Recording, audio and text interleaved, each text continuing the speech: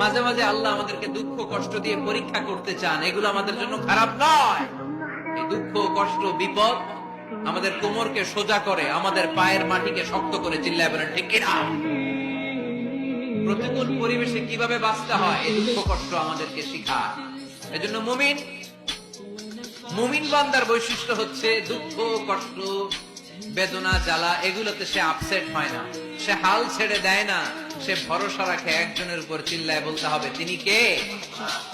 কারণ মুমিন জানে রাত্রি যত গভীর হয় অন্ধকার তমানিসা ভেদ করে সুবহে সাদিক হয়। মুমিন জানে গর্ভবতী নারীর পেটের ব্যথা যেই দিন বাড়তে থাকে ওই দিনই নতুন মেহমান আগমনের সময় ঘনাতে থাকে। মুমিন জানে তার জীবনে দুঃখ কষ্ট বিপদ যত বাড়তে থাকে সুখের দিন কাছে আসতে থাকে। এজন্য মুমিনের হারাবার কিছু নেই। ইন্না মাআল উসরি ইউসরা, ইন্না মাআল